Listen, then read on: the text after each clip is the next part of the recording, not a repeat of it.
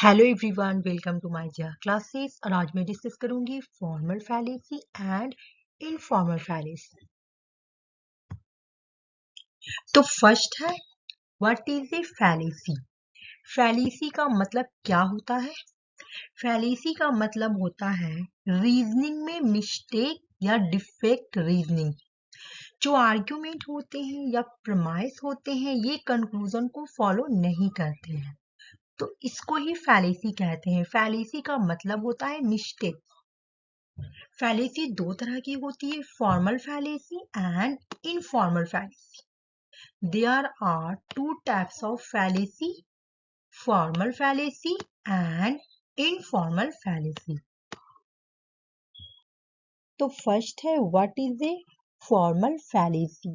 Formal fallacy क्या होती है? अगर स्ट्रक्चर में प्रॉब्लम है या स्ट्रक्चर इनवैलिड है, या अगर स्ट्रक्चर में प्रॉब्लम आएगी या स्ट्रक्चर इनवैलिड है, तो उससे फॉर्मल फैलेसी बोली जाती है।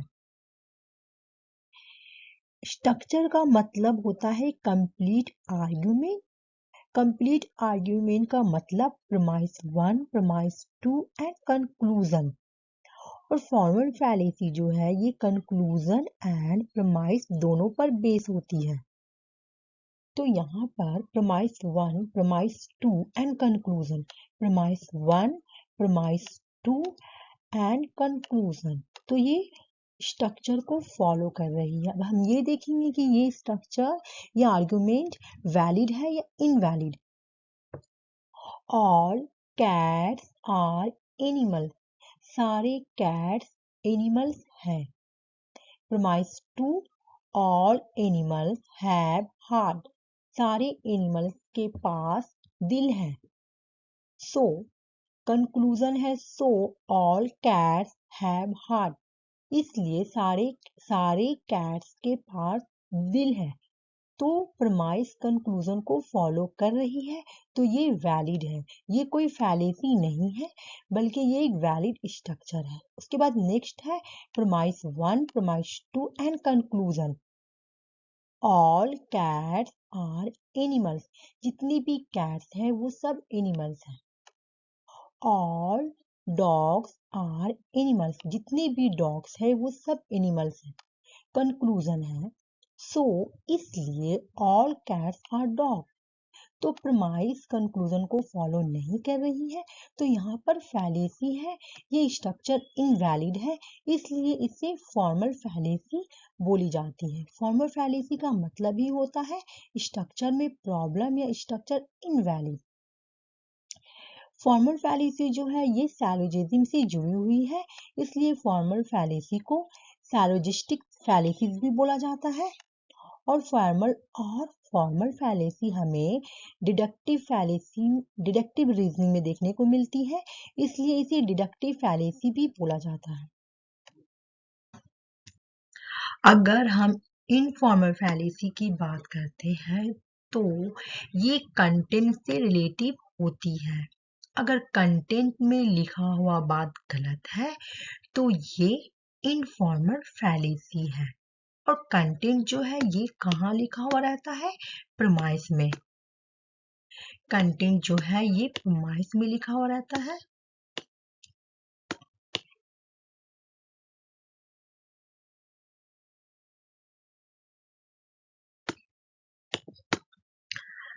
तो इनफॉर्मल फैलेसी कंटेंट से रिलेटिव होती है। अगर कंटेंट में लिखा हुआ बात गलत है, तो ये इनफॉर्मल फैलेसी है। और कंटेंट कहाँ लिखा हुआ रहता है? प्रीमाइस में लिखा हुआ है।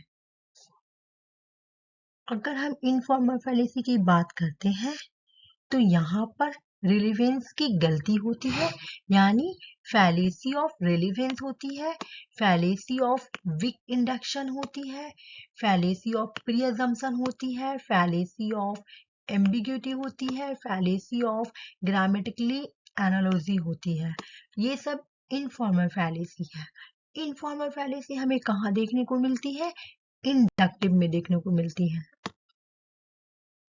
इसके बाद नेक्स्ट है टाइप्स ऑफ इनफॉर्मल फैलेसी। तो फर्स्ट है एड होमिनम, ये एक इनफॉर्मल फैलेसी है। और एड होमिनम को abusive fallacy, argument against the person, circumstantial, इन सब नामों से जाना जाता है। एड होमिनम फैलेसी इस वक्त होती है जब कोई पर्सन किसी दूसरे पर्सन पर पर्सनल अटैक करता है या उस पर्सन के कैरेक्टर पर अटैक करता है, या फिर इस तरह भी बोल सकते हैं जो टॉपिक के बारे में बात किया जा रहा है उस टॉपिक को एड्रेस करने के बजाय, उस टॉपिक पर सवाल उठाने के बजाय सामने वाले पर्सन पर पर्सनल अटैक करते हैं, उसके कैरेक्टर पर अटैक करते हैं, तो उससे एड होमिनम फैलेसी बोली जाती है। For example, since you are yourself a meat eater, you have no right to object to my hunting animals for sport. आप खुद मीट खाते हो, इसलिए अगर मैं जानवरों का शिकार करता हूं तो आपको कोई भी प्रॉब्लम नहीं होगा। ये है एड होमिनम फैलेसी की एग्जाम्पल। नेक्स्ट एग्जाम्पल है The policy suggested by him had no merit since he was once charged with the embezzlement. उन्होंने जो पॉलिसी सजेस्ट किया है उनमें कोई भी मेरिट नहीं है क्योंकि उन पर पहले से ही करप्शन का चार्ज लगाया गया है। तो ये भी एड होमिनम फैलेसी की एग्जाम्पल है। यहाँ पे क्या बोला जा रहा है कि मेन टॉपिक को क्या किया जा रहा है, मिसलीड किया जा रहा है और सामने वाले पर्सन पर पर्सनल अटैक किया जा रहा है। तो एड होमिनम का मतलब है किसी पर्सन पर पर्सनल अटैक करना या उसके कैरेक्टर पर अटैक करना या मेन टॉपिक से मिसलीड करना। तो ये एड होमिनम एक इनफॉर्मल फैलेसी की टाइप है। इसके बाद नेक्स्ट क्वेश्चन है द रेड हेयरिंग। ये भी एक इनफॉर्मल फैलेसी की टाइप है। रेड हेयरिंग का मतलब होता है अटेंशन को डाइवर्ट करना, अटेंशन को डाइवर्ट करना। यहाँ पर जानबूझकर मेन टॉपिक से अटेंशन या ध्यान को डिस्ट्रैक्ट किया जाता है। फॉर एग्जाम्पल, अगर आप किसी छोटे बच्चे के साथ मार्केट जाते हो तो बच्चा बोलता है मम्मी मुझे टॉयज चाहिए, मम्मी बोलती है बेटा घर में पापा इससे भी बड़ा टेडी बियर लेकर आए हैं। तो यहाँ पर आप क्या करते हैं, बच्चे के अटेंशन डिस्ट्रैक्ट करते हैं, मेन टॉपिक से बच्चे का ध्यान को हटाते हैं, मेन टॉपिक से बच्चे का अटेंशन को क्या करते हैं, डाइवर्ट करते हैं। तो रेड हेयरिंग का मतलब क्या है, डिस्ट्रैक्ट करना। और डिस्ट्रैक्ट क्या है, ये कीवर्ड है। अगर क्वेश्चन में डिस्ट्रैक्ट है यानी ये रेड हेयरिंग के बारे में बात हो रही है। रेड हेयरिंग का मतलब है मिसलीड करना या डिस्ट्रैक्ट करना मेन टॉपिक से।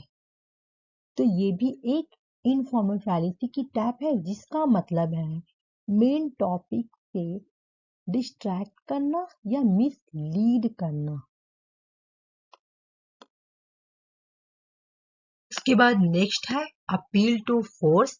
अपील टू फोर्स को एड बैकुलम फैलेसी बोली जाती है। अपील टू फोर्स एक इनफॉर्मल फैलेसी की टाइप है। अपील टू फोर्स उस वक्त होती है जब किसी पर्सन को डरा कर, धमका कर, मार पीट कर कोई काम करवाते हैं, प्रेशर डालकर कोई काम करवाते हैं, तो अपील टू फोर्स कहते हैं। और इस अपील टू फोर्स का कीवर्ड है थ्रेट।